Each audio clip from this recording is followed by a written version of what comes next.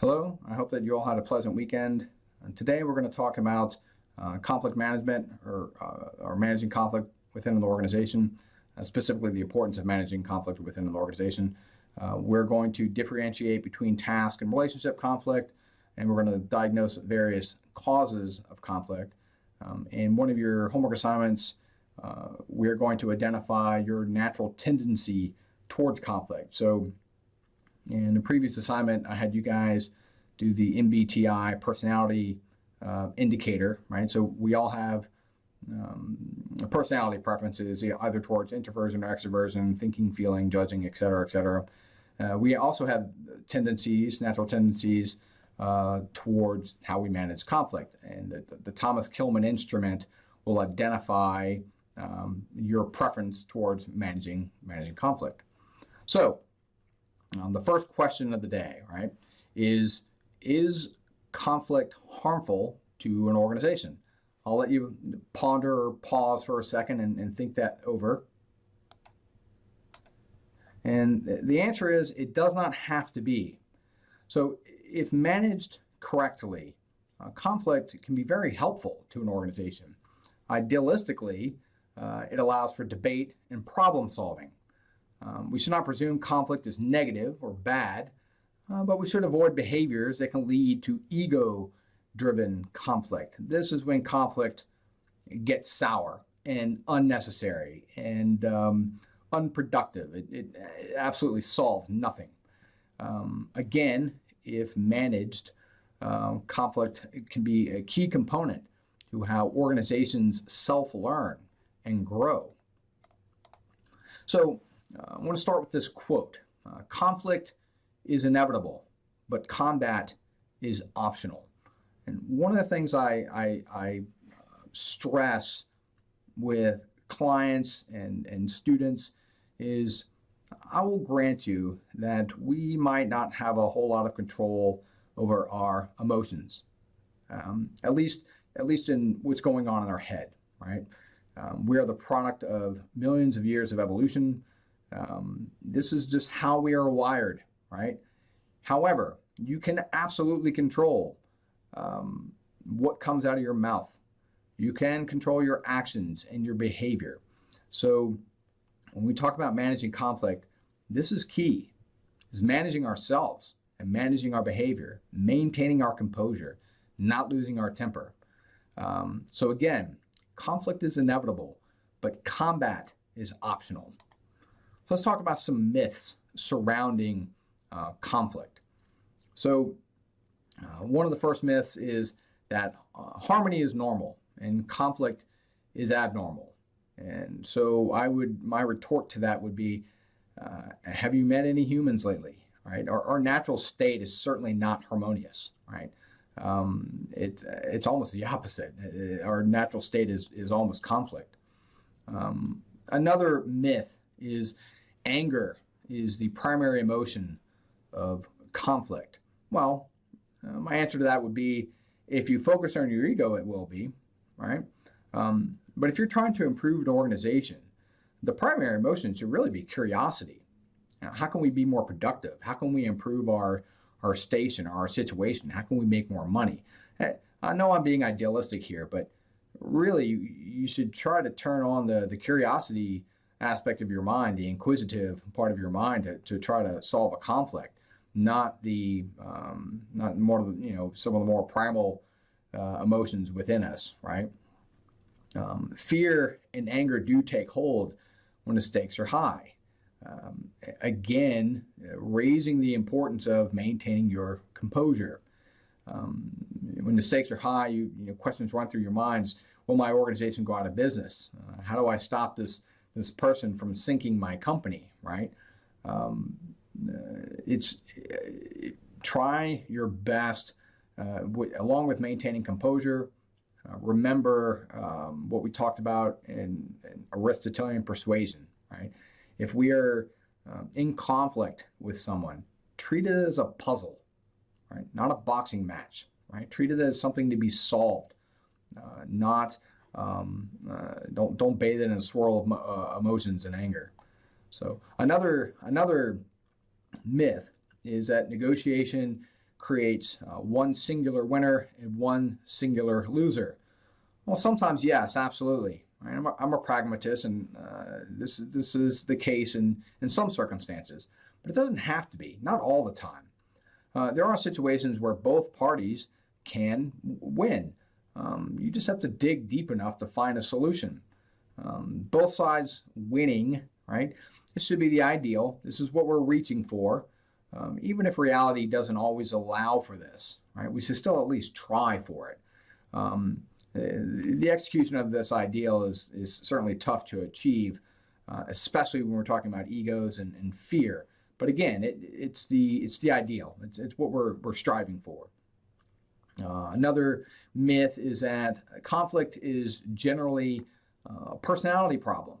Actually, this is probably closer to the truth relative to the rest of these myths. But again, not all the time. If two parties are competing for scarce resources, and they're not, if you have two parties that are competing over resources, that right there is a cause for conflict, right? If they're not intentional and conscious of their actions, their personalities and their egos and their anger will absolutely take over, and now conflict is soured, and it's not a debate. It's not an exercise to improve the organization. It just devolves into people screaming and yelling at each other. If done correctly, conflict within the organization is like going for a run or going to the gym. It's an opportunity to strengthen our organization. This is how we should approach conflict. We should not fear it or run away from it. We should manage it, right? So conflict is an inevitable part of any organization, right? There's no such thing as a stagnant firm. We're either moving forwards or we're moving backwards, right?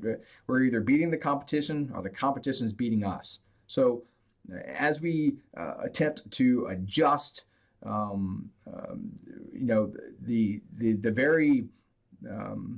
very adjustments within our organization are going to involve conflict, right? Conflict is not always bad, but it can be destructive if left unchecked. Again, you may hear me say this 500 times during this lecture, but we have to watch our egos. We have to watch our emotions. I say this later on in the lecture, but in the midst of conflict, we have to ask ourselves, are we defending our position or are we trying to solve a problem? And there's a difference, and I'll talk a little bit more about that later. There are different reasons for conflict. So we're going to talk a little bit about relationship conflict versus task conflict, although in my experience, and this is not backed up by any data or empirical research, it's just my day-to-day experience, there's always a level of relationship involved in any conflict. Even if it starts as a task-oriented conflict, humans the relationship will always have some impact on the conflict.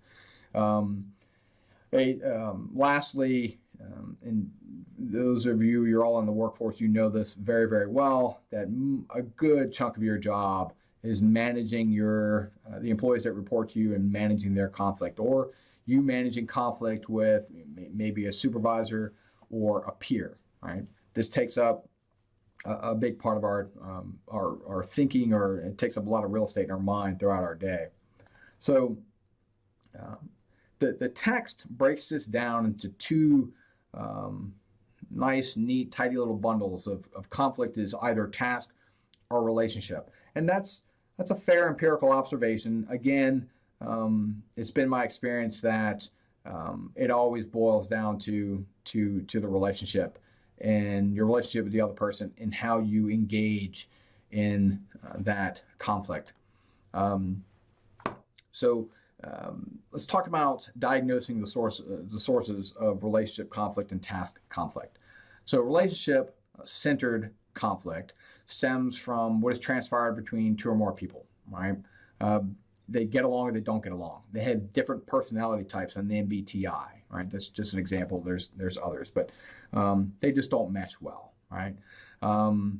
It can often deteriorate into name-calling or resentment, backstabbing, tattletaling, right? It's juvenile, but it happens. Sometimes it's outside of the scope of the manager to mediate. Either they're not allowed, they're not equipped, they pass it up to HR, but some managers just simply won't bother with it. They'll let it go, and this is not the right thing to do, because this eventually causes a cancer within the organization. If you have two employees that don't work well with one another, this creates a productivity problem, which eventually creates a operations and a profitability problem. One option is, managers may need to reassign those conflicting parties. Maybe someone gets terminated. The best thing to do is to address it. Don't let it sit, right? Handle the situation as quickly as possible. Which is more difficult to overcome, right? Task conflict or relationship conflict. And again, I've said it earlier. Your relationship with whoever it is you're in conflict with is going to map on to that conflict. It will influence how you approach that conflict. But generally speaking, if I had to pick between one of the two, relationship conflict is far tougher, right? We can, in a task-oriented conflict, it's possible to sort of switch over into our logic thinking brains and approach a problem as it should be approached, right? We focus on the problem, not the person. That's in task-oriented conflict, that's what we're supposed to be doing. In relationship-oriented conflict, it's far, far more messy, right? In fact, I want to quote Tommy Robinson, who's an MBA student. Last week in his homework assignment, he wrote something down that I really liked, and I think it's 100% applicable to this lecture. So Tommy Robinson says, people are the ficklest, least reliable, most dangerous, and least understood thing within an organization. Machines will fail, but the reasons for failure can be identified, quantified, predicted, and ultimately engineered to become better. Moreover, this high-performing theoretical machine does not have the potential to become disaffected over time, undermining your company's culture and hindering performance before finally leaving your organization to take his or her talents to your competition. Humans are the least dependable element in your company. They are also the reason organizations achieve the seemingly impossible, capture our imaginations, and overcome insurmountable odds and last for centuries. Our civilization progresses largely through what we accomplish together. In organized groups, and these highly emotional, hormone-driven, and unpredictable humans are at the wheel. This cannot encapsulate any better how humans behave and how we engage in conflict and in our strengths and our weaknesses. We do have the ability to be logical, and we also have the ability to be absolutely over-emotional. I've said it already in this lecture, I'll say it again, the most important aspect when managing conflict is simply to maintain your composure. All right? So let's talk about some of the positive effects of conflict. All right? So conflict can bring problems out into the open that might otherwise be ignored. Of course, for this to happen, we have to have a culture that allows an employee to openly bring an issue up without being chastised publicly or just ignored. Right? You have to have the environment where an employee feels okay to bring a problem to their supervisor. Conflict can motivate people to try to understand others' positions and ideas. In order to do this, these folks have to get past their egos and their emotions and try to switch the side of their brain that's focusing on the problem and not their emotions. But it is possible, right? People can absolutely be open-minded. Conflict can encourage people to voice new ideas, facilitating innovation and change. So I said earlier, I think I said earlier, there's no such thing as a stagnant organization. You're either moving forward or you're moving backwards, right? Your competition is either beating you or you're beating your competition. Innovation and change is part of the life of any organization. And if you're going to innovate and you're going to change, you're absolutely going to experience conflict. This is how organizations self-learn and change and adapt. This is how Nintendo is, over 100-year-old company. I'm sure they argued along the way, right? Positive conflict or conflict forces people to challenge their thinking and assumptions, often improving the quality of their decisions. So a benefit of conflict, and we hear this term diversity, and it is important. Sometimes I think it can almost be cliche, but when I talk about diversity, I think of diversity of minds, right?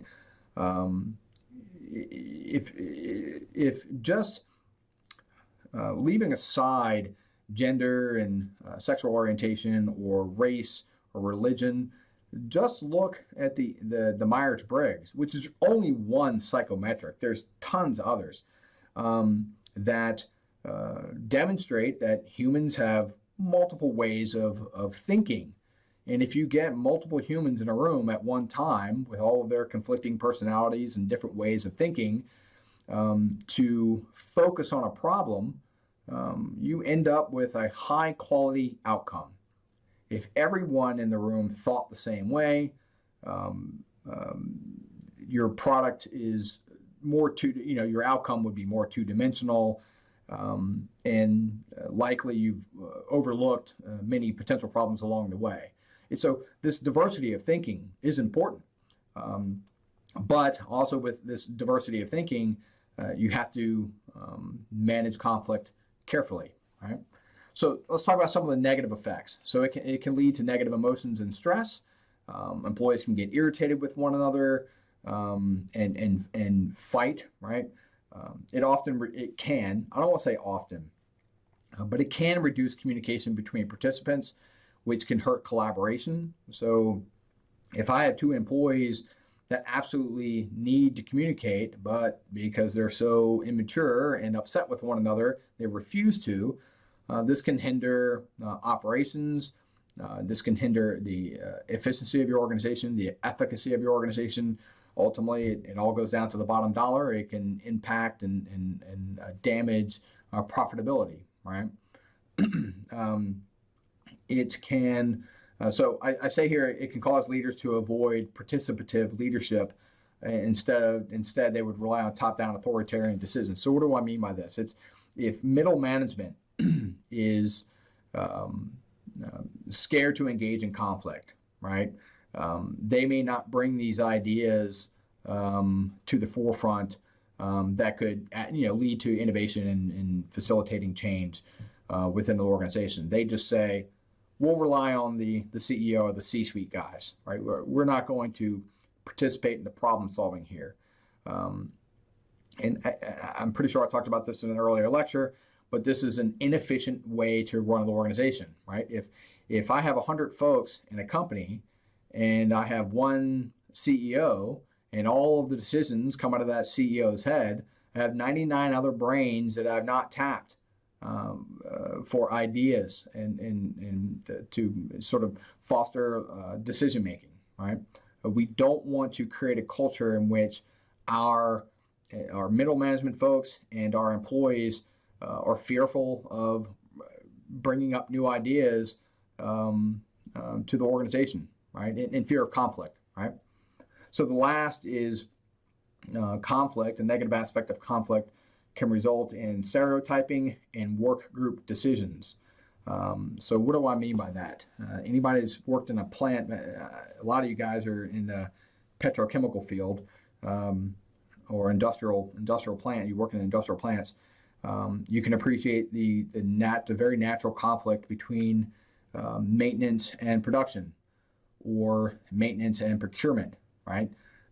We get into these, it's this is my group, this is my tribe, and the other guys just simply don't understand, Okay, this doesn't have to result out of conflict, but it can result if conflict is not managed. In fact, probably a better title for that, instead of negative effects of conflict, it should probably be the negative effects of not appropriately managing conflict.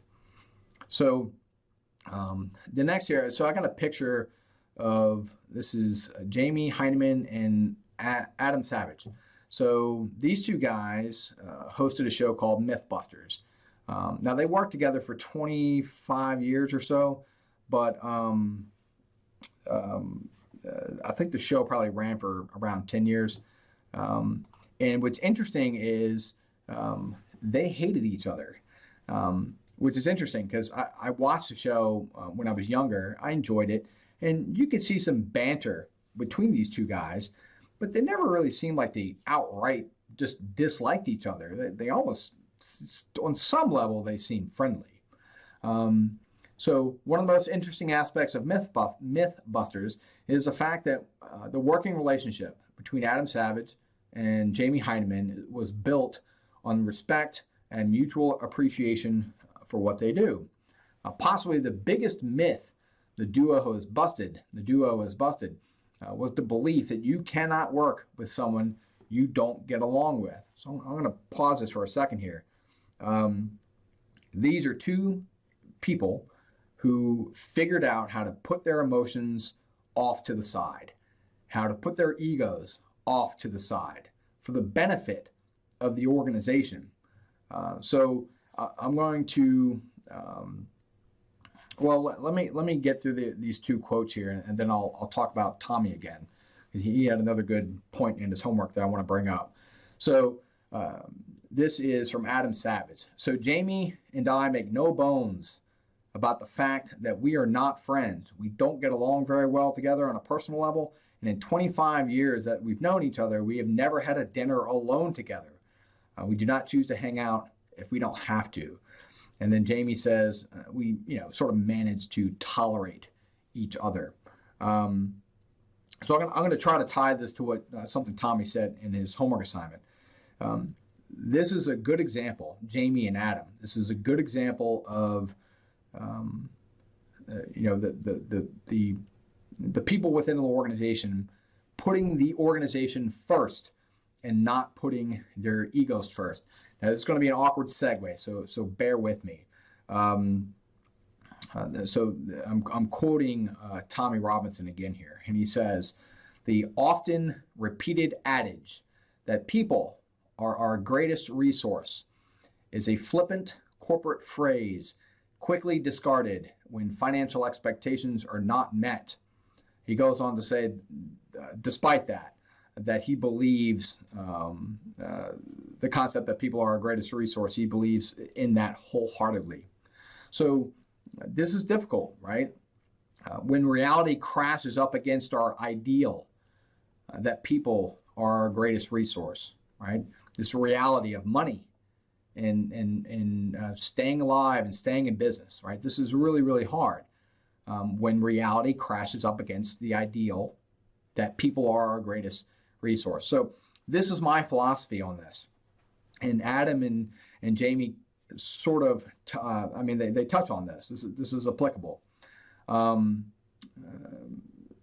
My philosophy, and this is not backed up by any research or any textbook that I've read while in academia. This is from my own personal experience, specifically in the Marine Corps. So in the Marine Corps, there are two leadership objectives. The primary objective of any Marine Corps leader is mission accomplishment. This requires goal-oriented approach. The secondary objective of Marine Corps leadership is troop welfare. So in any organization, if you follow the Marine Corps philosophy here, and I do, it's the organization comes first. People come second. Mission accomplishment, whatever the organization is trying to accomplish, that is our goal. Troop welfare, personnel come separate, or not separate, but secondly, right? It is certainly uncomfortable to let employees go or lay them off. Doing so may save However, doing so may save the organization from either some type of injury or even its eventual demise, right? By doing so, we can not only live to fight another day and accomplish our mission, we save the mortgages and countless other financial obligations of the numerous remaining employees. A more cynical way to look at that would be, we've kept the organization afloat to continue to pad the pockets of the shareholders and our stakeholders. But in any event, at the end of the day, everyone has to contribute. Everyone has to have a quantifiable value. And whether we like it or not, and this is tough, right? Some employees are simply more valuable than others. As leaders and executives, we should always make our decisions, in the best interest of the organization. This is our singular compass point, right? So I bring this up after Adam and Jamie, right? This is a kind of a stretch of a segue, but it works well enough. These two men put their organization, right, the television program and their company, above their own egos and their own personalities. And this is how we should behave. Our decisions are in the best interest of the organization. And when this ideal that our people are, our greatest resource, bumps up against the ugly financial realities of dealing with a struggling organization, we make decisions in the best interest of the organization. Okay, so next is let's talk about. I didn't want to get preachy there, but so let's talk about sources of conflict. So there's the parable of the blind men, and maybe you've heard of this. So each man touches a different part of the elephant, or different parts of the elephant, the trunk, the tail, and therefore they each believe the elephant is a different thing, right? We see this in our national media, right? We have blue news and we have red news. We have blue Facebook pages and we have red Facebook pages. We have blue friends and we have red friends who have developed opinions and positions based off of a different set of facts. This leads to these sort of different set of facts, leads to different perceptual factors. And in fact, that's what we're going to talk about here in a second. So our perceptions, right? Our perceptions exert their influence when people have different images or interpretations of the same thing. One of the things I do, I don't know if this would be as effective with you guys, but I have a map. It's actually an Australian world map. And in my face-to-face class, I pop that up on the screen. I may actually do it in your class too, I'm not sure. And I asked, I ask everybody to identify what planet is this, because initially people see the map and they presume it's the globe, but it's upside down and it's off-centered, and they don't quite immediately recognize it as the Earth, right? This is a varying perception, right? That everyone else looks at the planet differently than we do. Sorry, I'm kind of rambling there. So each person selects the data that supports their point of view and devalues, or not even devalues, but they simply ignore information that doesn't support it. So in situations like this, we have to ask ourselves, why do I possess this perception? Right? Is my perception grounded, again, is it grounded in emotion, or is it grounded in reality? Right? Is our perception an honest perception, or do we have an ulterior motive? Right? Is that motive, again, in the best interest of the organization, or is it in the best interest of our egos and our careers? Just because we can understand someone else's perception, right? Just because I try to take a second to figure out what's going on in your head, even though I disagree with you, this doesn't mean I agree with you, but it means I am trying to understand the root or the foundation of some problem that we are trying to hammer out, right? So we should always make an effort to figure out where is the other person coming from, and what is their perception, even if we don't agree with it, right? Make that attempt. Um, so, additional sources of conflict, right? Confirmation bias. This is a tendency to search for, interpret, favor, and recall information in the way that confirms, my pre-existing beliefs. Okay, so what is confirmation bias? I am not trying to, again, I'm not trying to find a solution to a problem, right? I'm simply trying to find information that supports what I think that I already know. This is confirmation bias. This does nothing. All this does is stroke your ego. That's all it does. It just makes you feel better. I went on www.imright.com and here I found the information that said what I thought, so I must be right. Okay, both confirmation bias and perceptual factors we talked about in the previous slide are the antithesis of what a scientist or a researcher or scholars are attempting to do. Right? This is the opposite of what scholarly minded and folks are trying to do. However, this behavior runs rampant in our society.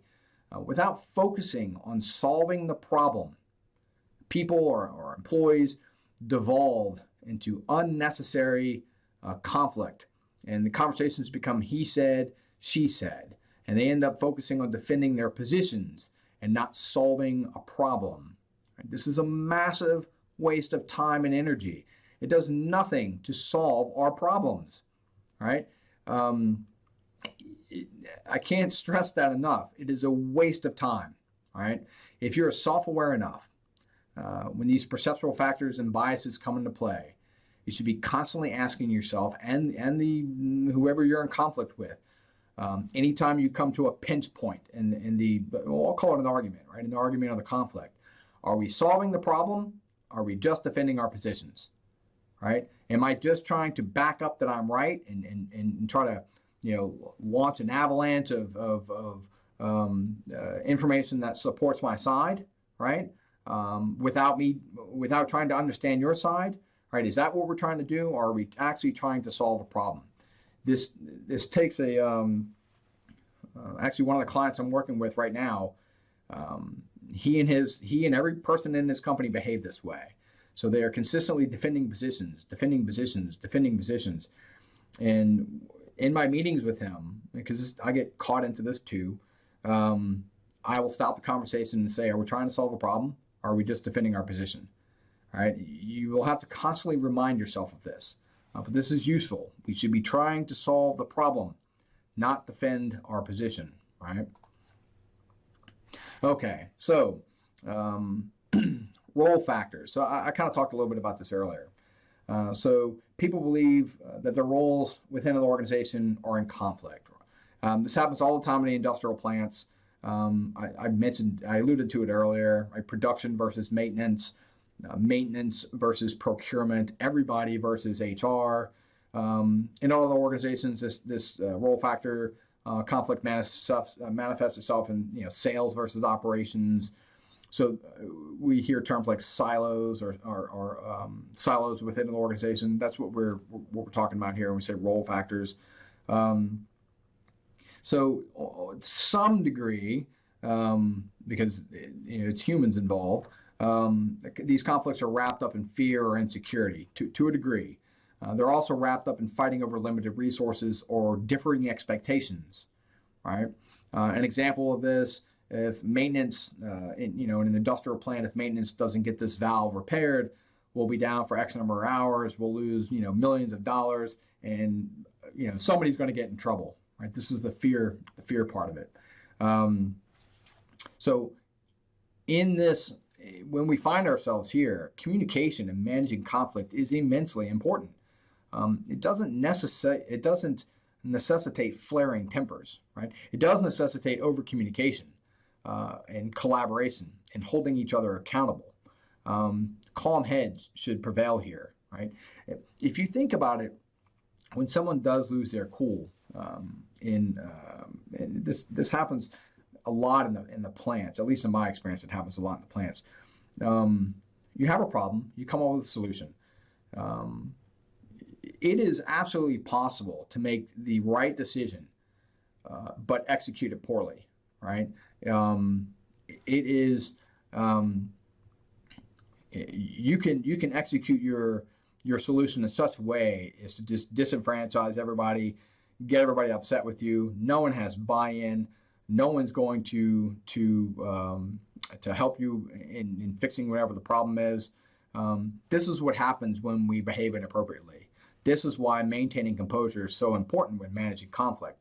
This is why we should try to turn the curiosity side of our mind on, the inquisitive side of our mind on, the detective side of our mind on, not defend our positions, not protect our ego, but to try to solve the problem and do it idealistically in the calmest way possible. Again, we should be trying to make decisions in the best interest of the organization, not the best interest of our egos. So yeah, this is my sales versus operations meme there. So as leaders of an organization, we must make sure that we are not creating an environment that encourages turf conflict. Again, this is an ideal. It's certainly easier said than done.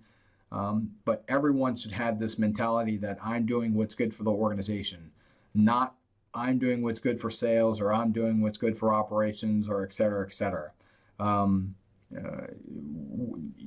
Each silo is only one component of an entire organization. Each silos and groups of people are almost like people themselves, right? They have their own individual personalities and fears and objectives and things they're trying to solve and achieve. When we're leading these organizations, you're trying to unify those silos, right? You're trying to bring everybody on the same page. Again, it's ideal, but that's what we're shooting for. So let's talk about the Thomas Kilmann's conflict resolution strategy. This is the last thing we'll talk about today. So accommodating, avoiding, compromising, competing, and collaborating. The best style, I say here that the best style depends on the situation. To be honest, we're trying to shoot for collaboration most of the time, but there are time-sensitive scenarios where you don't have time to collaborate. You just have to make a quick decision. There's times where you're picking a battle and you don't really necessarily care how the conflict turns out. So let's talk about that. So this is the model, and how it works is you have this uncooperative to cooperative. So from left to right is your cooperativeness. Unassertive versus assertive. I go from bottom to top. The higher you go on the scale, the more assertive you are being. So if we look at the bottom left-hand quadrant here, avoiding, right? This is the least assertive and least cooperative. You are sort of throwing your hands up and you're avoiding it, literally, right? And then I'm not going to talk about all of these because I talk about them in the subsequent slides here, but the ideal where we are the most assertive, right, and the most cooperative is collaboration. So let's get into these. So accommodating, right? So what does accommodating look like? It's supportive and submissive. It's unassertive and cooperative, right? So individuals neglect their own concerns to satisfy the concerns of others. So accommodation allows one party to do what the other party wants when a conflict arises, right? If you're accommodating, you are simply laying down. Now, this is not always a bad thing, right? But that's essentially what you're doing is you're just letting it go. The advantage to accommodation is that the conflict can be quickly resolved, which helps could help with a short-term goal. Basically, if you don't have a lot of skin in the game, or you simply don't care too much about the outcome, accommodating, this is probably the direction you want to go in, right? Why wage a battle over something you just don't have a whole lot of care for? The accommodating party may also feel that they've contributed to the goodwill of the organization, right? I gave this thing up for the betterment of the entire organization. Okay. However, there's a downfall, or a downside to accommodating. It can also lead if you consistently do this over time, which you should not, this lack of self-esteem, right? You just become a doormat for everyone. The winning party could also begin to take advantage of this. They know how you're going to behave, right? So they just take advantage of you over and over and over again. Another disadvantage is that the accommodating party may end up sacrificing a principle that hampers meeting a long-term goal for an organization. So when we're accommodating, we're not accommodating massively important decisions, right? These are little things that we could go without. We're not overly concerned about it. Okay, this is when we accommodate. So the next is avoiding. It's similar, but not the same. You're submissive, non-supportive, unassertive, and uncooperative. Okay, people do not immediately pursue their own concerns or those of others. It can be a good way to delay an issue until they're more appropriate to address. We'll say that. We'll talk a little bit about that in a second. So avoidance occurs when one or more parties avoids engaging or addressing a situation. So the advantage of this is it can be useful if conflict will not produce. The advantage of avoidance is that it can be useful if conflict will not produce a resolution towards the goal or the conflict, or if the conflict is perceived as minimal. Avoidance can be used to resolve short-term goals. We might call this, again, I sort of wrap this one up with accommodating, in that you're picking your battles. So again, if you don't have a lot of skin in the game, you're not worried about the outcome, this might work. It can also be used as a stall tactic. So you may avoid and wait until you have more information at your disposal. It might just take time. So you kind of delay. Right? This is a strategic approach. Think of avoiding as a pause button. Right? It is not a permanent solution. It's not. It's a pause button. The disadvantage of avoiding is that by not addressing a conflict, long-term goals won't be met. It can also be a cause for festering and tensions, which that can result in stopping any goals that the organization is trying to pursue. And it can also blow up in arguments.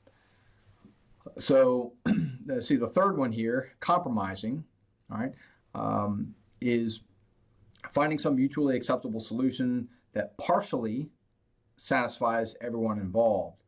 It's appropriate when a conflict has significant role factors, or to arrive at a solution when under time pressures. So this is a halfway point for a resolution. So the advantage is that the outcome can generally be seen as fair to both parties because each gets something in return. This can also have a short-term. This can also solve a short-term conflict while laying the foundation for resolving future long-term conflict.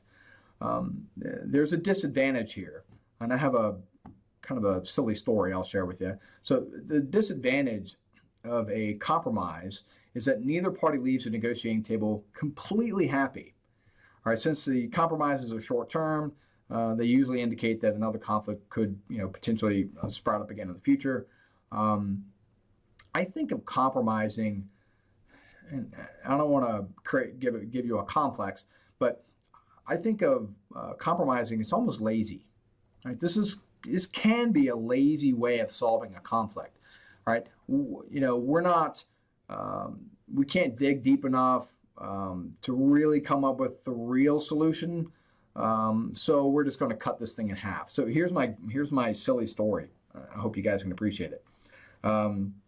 It's not the best, but it gets the point across. So there are two children, and they're fighting over an orange. And the parent comes by, and the two kids are arguing over this orange. So in a compromise, the parent just cuts the orange in half and hands each half of the orange to each child. And still, the children are upset. This will be a pause button here because normally this is a discussion in class. Why would that be? So I cut the orange in half. Why would they still be upset? Aside from the fact that they didn't get a whole orange. I'll let you think of that over for a second and pause. So here's the answer. Don't laugh too hard. It's one kid wanted the skin of the orange for an arts and craft project, and the other kid wanted the actual orange to eat, right? Again, I know it's a goofy example, but if the parent dug deep enough to get to the foundation, the reason for the conflict, they would have discovered that. This is why I call compromising. This is why I accuse it of being somewhat lazy, right? Is, oh, here, 50-50, problem solved, right? When the problem really isn't solved. And I know my little story about the orange is simple, but you can scale this to larger problems. And you can see how not digging deep enough to come to the reason for a conflict, or what is the solution we're going for. You could see this manifest itself in that story if we don't dig deep enough.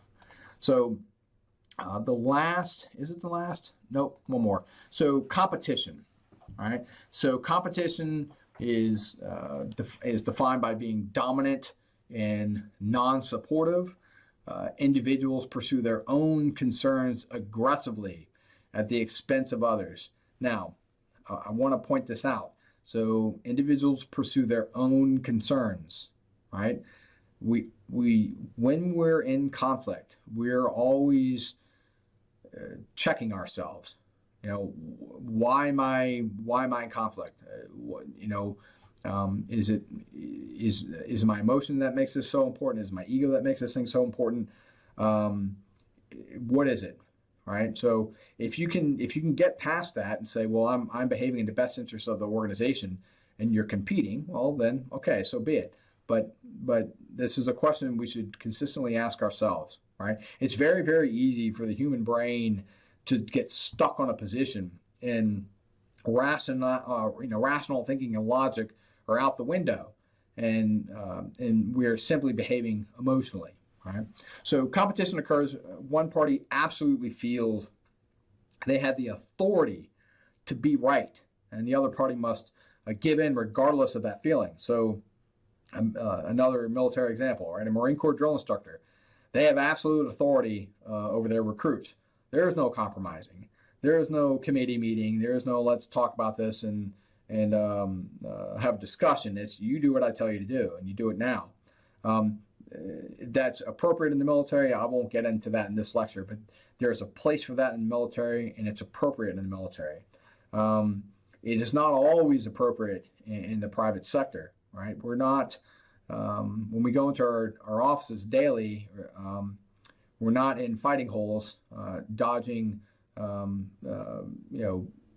incoming rounds, right? Competition conflict resolution works if authority must be established amongst the parties. So this works if we all agree that, hey, you're in charge, I'm second, you're third, somebody's fifth, right? There's a chain of command there. Then in that situation, it works, right?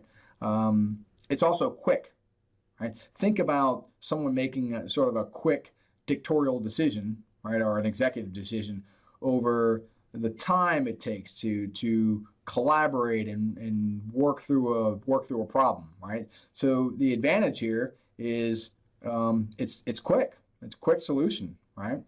There's a disadvantage, again, if it's abused. The disadvantage is that the losing party could bear a grudge, leading to other conflict.